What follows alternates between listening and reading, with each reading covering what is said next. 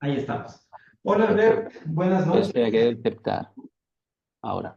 Tienes que aceptar. Hola Albert, buenas noches en Barcelona, buenas tardes acá en Ecuador. Te doy las Buenas gracias noches, por José. darnos una mano en este, digamos, en este trabajo que hemos emprendido con el Distrito Metropolitano, con la Municipalidad del Distrito Metropolitano de Quito. La entrevista que vamos a hacer ahora va a ser transmitida con los compañeros y las compañeras que están cursando ahora, digamos, este módulo de capacitación que tiene que ver con participación ciudadana, participación comunitaria. Y he invitado a Albert Martín, que es doctor en sociología por la Universidad de Barcelona y además es un funcionario que tiene una larga experiencia y trayectoria dentro del ayuntamiento de la ciudad de Barcelona, corrígeme Correcto. haciendo así, y que, digamos, ha estado presto para colaborarnos y además transmitir parte de su experiencia, parte de sus conocimientos, ¿no es cierto?, que creo que pueden ser útiles para las discusiones que estamos teniendo. Así que, Albert, sin más, te quiero dar la palabra, una vez más agradeciéndote por tu tiempo, por tu voluntad a colaborar con nosotros. Y yo quisiera empezar un poco preguntándote, ¿no es cierto, Albert, que nos cuentes la experiencia o el proceso de participación ciudadana en la ciudad, en Barcelona, cómo tú lo has visto, cómo, digamos, ha habido estos distintos momentos, ¿no? Uno más original, llamémoslo así, de poca participación, uno de mayor expansión de la participación ciudadana y reestructuración institucional del movimiento, y uno tercero, podríamos decirlo así, que ahora hay una expansión del sistema de participación y de democratización de la ciudad, pero podríamos decirlo, o nos corrige, ¿no es cierto?, cierto retraimiento o cierto debilitamiento de la acción social y de la participación ciudadana. Entonces, un poco para ubicarnos en el contexto, Albert, sería bueno de inicio que tú nos cuentes de esta trayectoria, cómo has visto el proceso, cómo se dan los cambios institucionales, y después podemos ir ahí haciendo preguntas más específicas al respecto de esta temática. Vale, bueno, muchas gracias, José Antonio, por la invitación y a ustedes por escucharme. Espero humildemente poderos pistar o ofreceros ejemplos o paralelismos que os sirvan de referencia para poder actuar en vuestro contexto más concreto, en la ciudad de Quito, donde podáis desarrollar políticas de participación ciudadana. Mi experiencia en la ciudad de Barcelona, capital de Cataluña, en el Estado español, ciudad mediterránea y Cataluña, pues frontera con Francia. Es una ciudad de 1.600.000 habitantes, que afectada, como la mayoría del Estado español, en 2008 por la crisis financiera, generó los años siguientes movilizaciones contestatarias de la indignación y demás, como en el resto del Estado español. Y entre ellas, en 2011, diversas acampadas, distintas acampadas ciudadanas, empujaron en la mayoría de municipios grandes, sobre todo, por ejemplo, Barcelona o Madrid incluso, hubo demandas de democratizar el gobierno, sobre todo los gobiernos municipales, a profundizar en la participación de bueno, de los asuntos públicos. En este sentido, en las elecciones a partir del 2011 hasta el 2015, hubo una emergencia de movimientos sociales de todo tipo que trataban temas como la vivienda, los servicios públicos, la radicalización democrática, etcétera, y que esto al final generó toda esta acumulación, superposición de movimientos sociales con esta proyección democratizadora.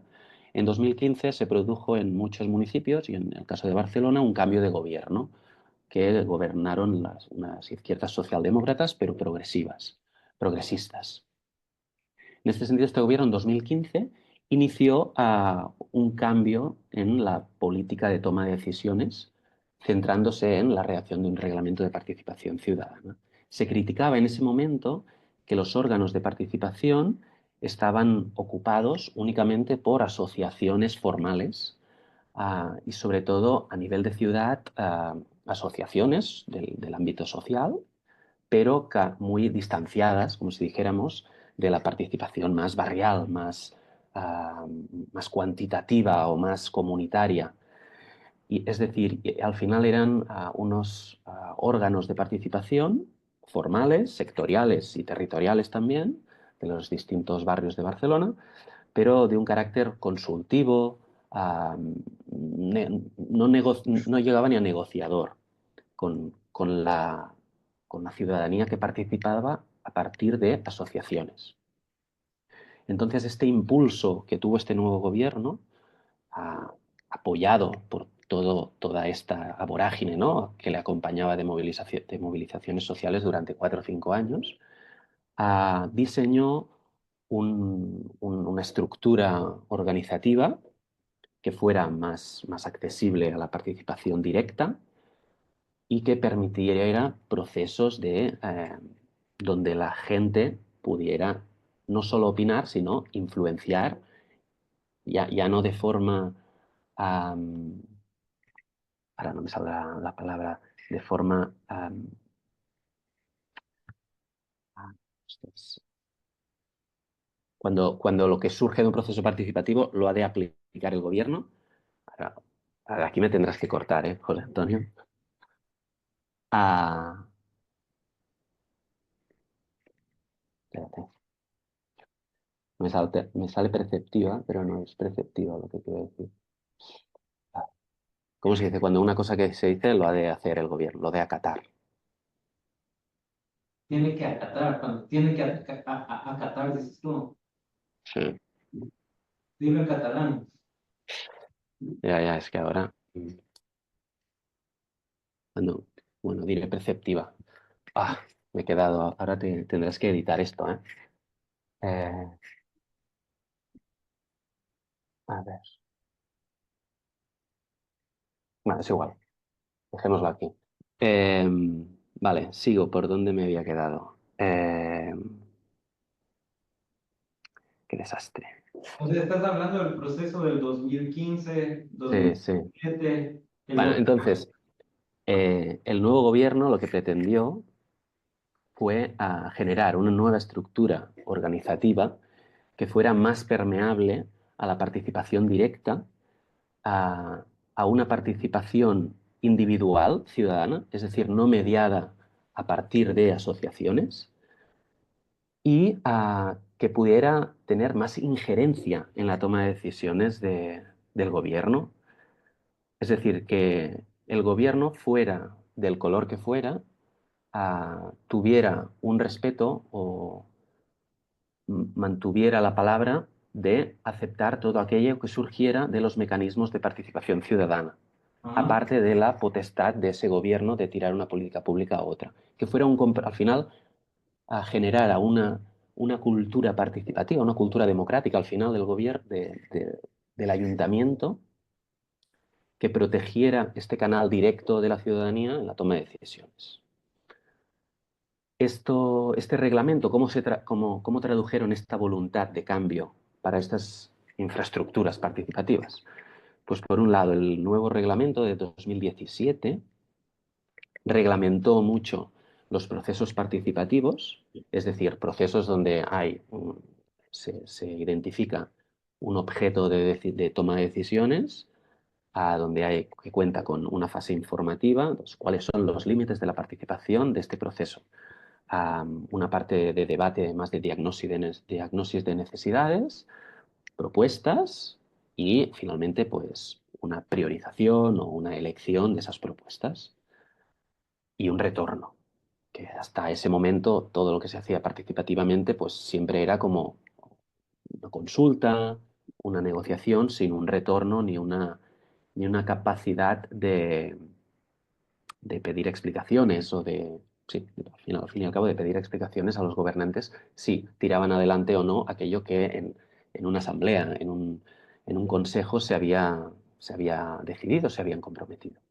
Por un lado esto, los procesos participativos. Por otro lado, se reglamentó y se expandió los órganos de participación estable, especialmente los consejos de barrio. Serían una especie de asambleas formales de- de un ámbito territorial que podríamos decir de entre unas 50 y unas 100.000 personas en Barcelona. Y finalmente, las iniciativas ciudadanas, que serían la recogida de firmas, y las consultas ciudadanas, que las consultas serían como preguntas refrendarias, como un referéndum. Ah, de estos 4 distintos métodos, ¿no? Proceso participativo, órganos de participación, estos dos tuvieron largo recorrido, desde el 2017 que se aprobó hasta el día de hoy, se han tenido de una forma estable, se han ido desarrollando. En cambio, las iniciativas ciudadanas y las consultas no. Aquí, como ayuntamiento, el ayuntamiento tuvo problemas bueno, el contexto del Estado español y especialmente de Cataluña y Barcelona estuvo muy acompañado, no sé cómo decirlo, de conflictividad política de distinta índole. Pensemos en el proceso independentista catalán, que tuvo su punto álgido en 2017, pues eso penetró, dificultó, si queréis, dificultó o retroalimentó la participación, pero también la atravesó de tensiones. ah, y también las disputas de los dos principales partidos, partidos políticos en el Estado español, entre el Partido Conservador, el Partido Popular, y el Partido Socialdemócrata, el Partido Socialista Obrero Español, y también en el caso de los comunes que se decían, o Podemos, en este caso en Barcelona, un partido más a la izquierda, pues generaba toda una serie de ataques políticos. Toda iniciativa participativa y toda iniciativa participativa estaba leída siempre desde una óptica política en función de cada cual.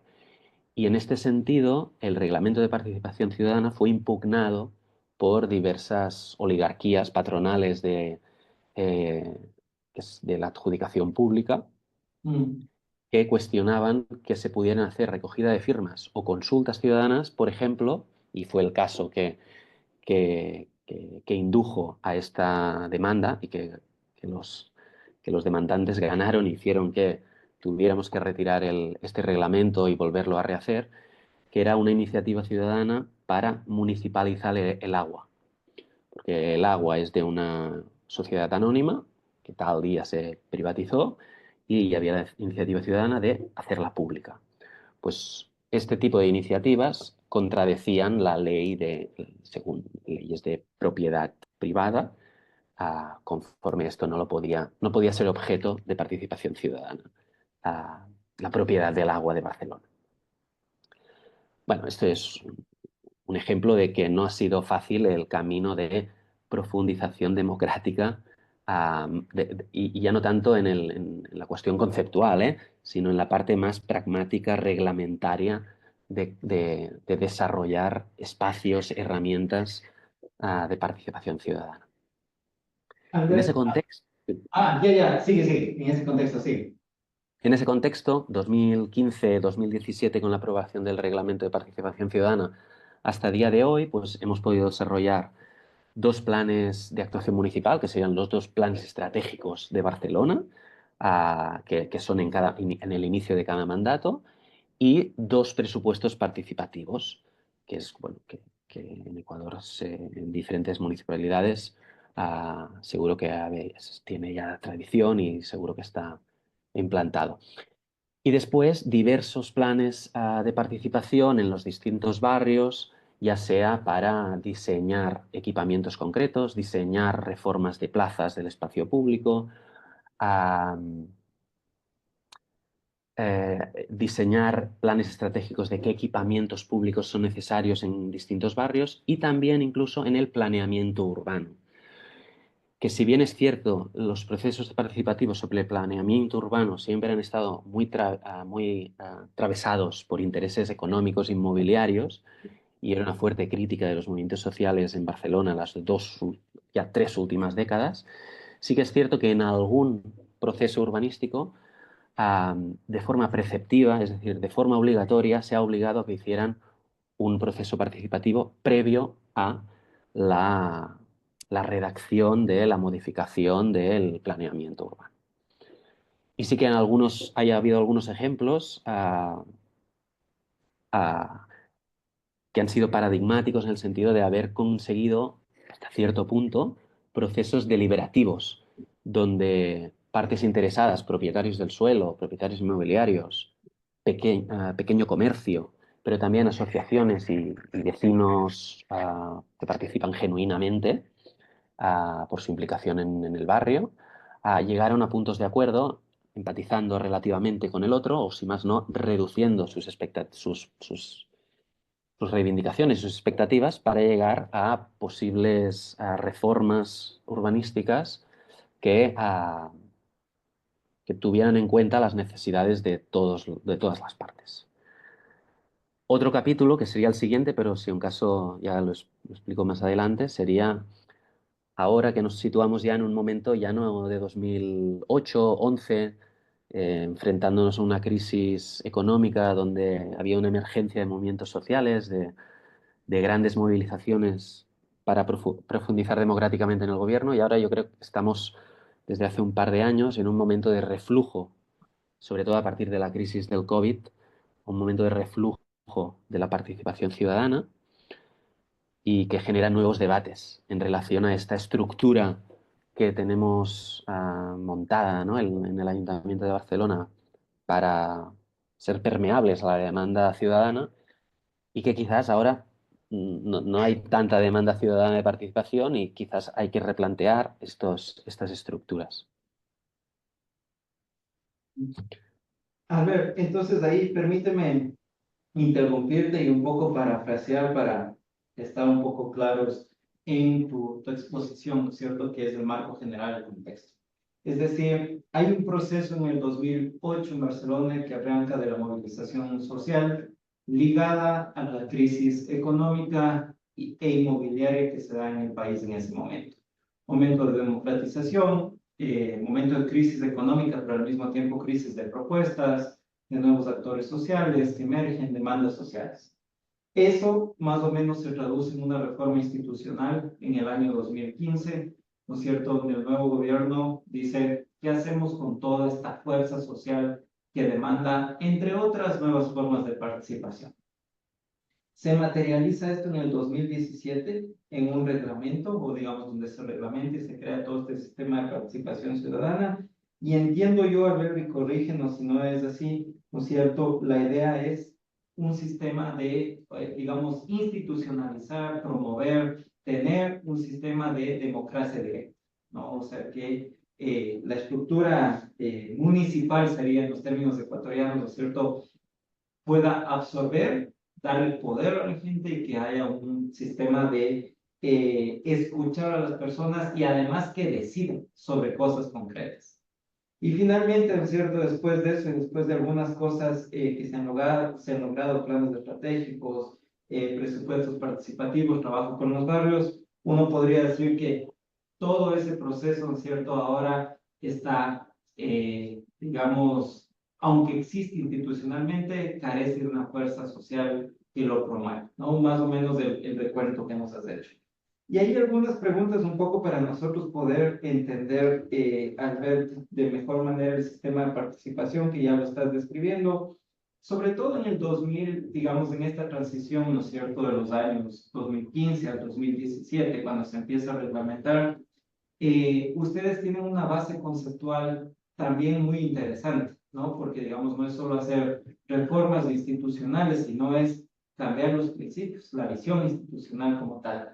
Y yo había leído el plan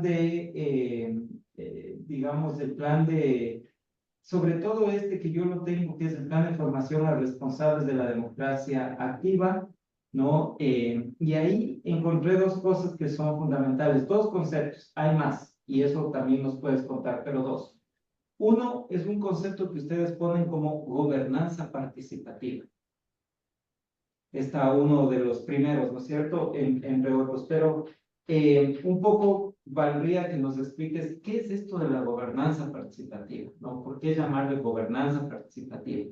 Me parece que es algo innovador y que nos puede servir. Y el otro, que también es interesante en la batería conceptual que ustedes tienen de estas reformas, es el de administración deliberativa, ¿no? Y tú nos podrás decir con mayor conocimiento, digamos, si hay otro de los conceptos que te parece central, importante, que puedes compartir con nosotros. Pero al menos en el caso de estos dos, sea en el caso de gobernanza participativa y sea en el caso de administración deliberativa, ¿cómo lo vieron? Es decir, ¿cómo lo fueron imaginando y, digamos, cuál fue, llamémoslo en términos más pragmáticos, la utilidad de estos conceptos? Después nos puedes contar cómo aterrizaron institucionalmente ambos conceptos, en qué mecanismos, en qué instituciones, en qué prácticas, pero sí me gustaría como que nos cuentes de estos dos y obviamente si tú tienes otro en mente, también lo puedes añadir a estos dos que yo te he mencionado. Sí, sobre gobernanza participativa, ah, es decir, supongo que, bueno, empiezo por democracia activa. Democracia activa es como si dijéramos el departamento de participación, que se cambió el nombre.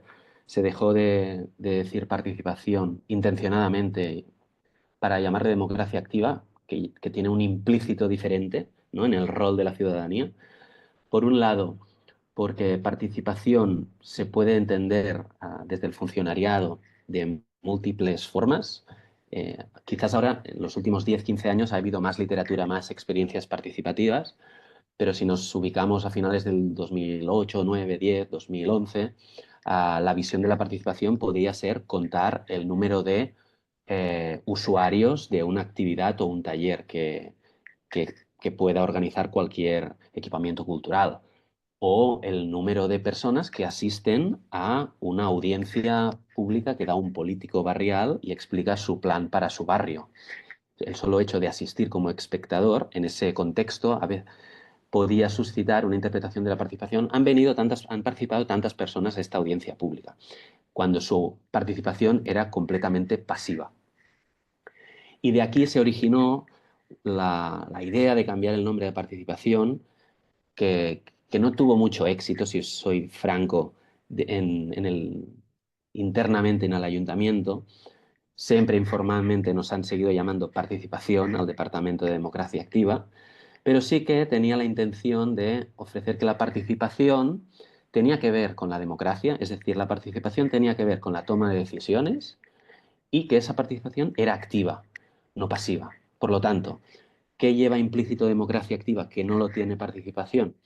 Pues que la ciudadanía toma parte activa en la toma de decisiones, ¿no? En la democracia, en el demos.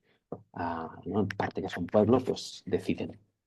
Esa era la intención del cambio y esa formación que hicimos a todo el equipo que formábamos parte del Departamento de Democracia Activa y que nos desplegamos en todos los barrios para fomentarlo en todos los procesos participativos que se llevaron a cabo en los distintos distritos y barrios de Barcelona. El concepto de gobernanza participativa, yo creo que tiene que ver, yo no fui de los redactores iniciales de este concepto, pero así como a principios del siglo XXI el concepto de gobernanza se utilizaba, ¿no? Para entender que la toma de decisiones en los gobiernos no es solo pública, sino que también se ha de introducir a la parte privada y también al sector cívico, y se entendía, ¿no? Como esta triple hélice de la gobernanza, y que recientemente también, ¿no? Aparecen los discursos más, no diría que pro participación, ¿no? Pero que aparece la cuádruple hélice, que incorpora también a expertos académicos y demás en guiar, ¿no? Y en acabar de decidir a la andadura, ¿no? De las ciudades o el diseño de la política pública.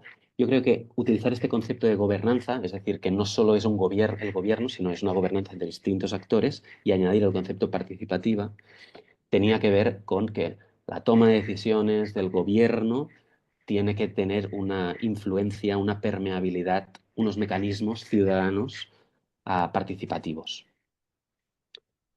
y que estuvimos a punto de realmente este ejemplo que os decía, la cuádruple hélice, que se lee sobre todo desde revistas más economicistas, económicas, que no tienen una perspectiva